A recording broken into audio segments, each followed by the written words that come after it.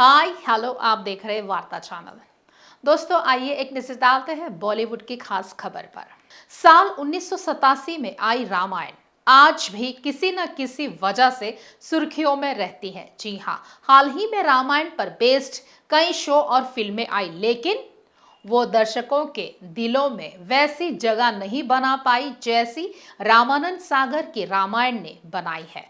साल 1987 में ठंड का समय था, जी हाँ, और हजारों घरों में टेलीविजन ने दस्तक दे दी थी।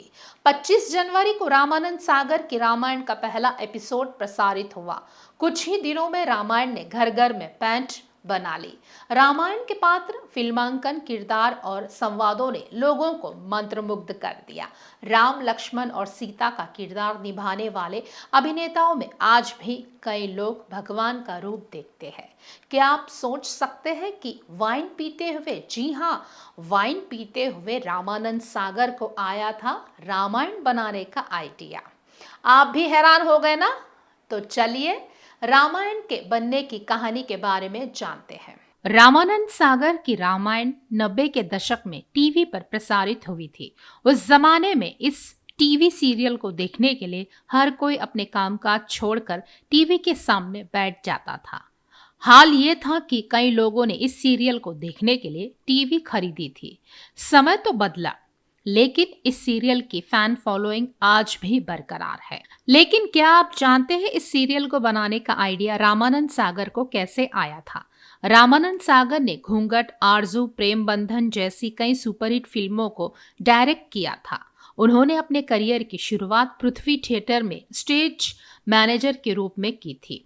साल 1976 की बात है। तब रामानंद सागर और उनका परिवार एक प्रोडक्शन हाउस चलाता था, जो व्यावसायिक रूप से काफी सफल था।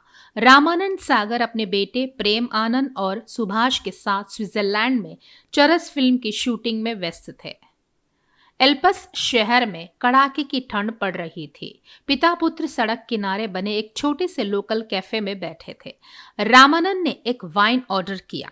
शराब लेकर कैफे का जो व्यक्ति आया, उसने ही एक बटन दबाकर टीवी भी चालू कर दी।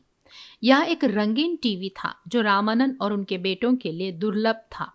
बकौल प्रेम सागर रंगीन टीवी देख बाप बेटे दंग रह गए थे। रामानंद सागर वाइन का गिलास लिए कुछ विचार कर रहे थे।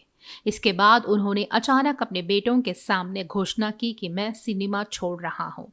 मेरे जीवन का मिशन मर्यादा पुरुषोत्तम श्री राम की पुण्य कथा को मानव जाति तक पहुंचाना है।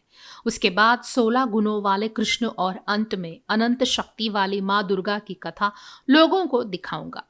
प्रेम अपनी किताब में लिखते हैं, इंडस्ट्री के लोगों को लगा कि सागर परिवार का दिमाग खराब हो गया है। आखिरकार हम एक सफल प्रोडक्शन हाउस थे और सिनेमा में हमारे लिए चीजें ठीक चल रही थी, तो हम टीवी पर जाने के बारे में सोच भी कैसे सकते हैं। मुकुट और मूंछ वाला सीरियल कौन देखेगा? मंत्रालय से लेकर सचिवालय तक में हो गया था फेरबदल। जी हाँ, ऐसा लग रहा था कि रामानंद सागर के रामायण का प्रसारण नहीं हो पाएगा। तभी नौकरशाही में बड़ा फेरबदल हुआ। बकौल प्रेम मंत्रालय द्वारा लगाए गए सचिवों, संयुक्त सचिवों समेत तमाम रामायण विरोधी समूह को अन्य विभागों में स्थानांतरित कर दिया गया। वीएन गाडगिल को पहले ही नवंबर 1986 के आसपास एक नया मंत्रालय दे दिया गया था। अब सूचना और प्रसारण मंत्रालय या डीडी में उनकी कोई पहुंच नहीं थी। नए आईएनबी मंत्री अजित कुमार पांजा सिनेमा के अधिक अनुकूल थे।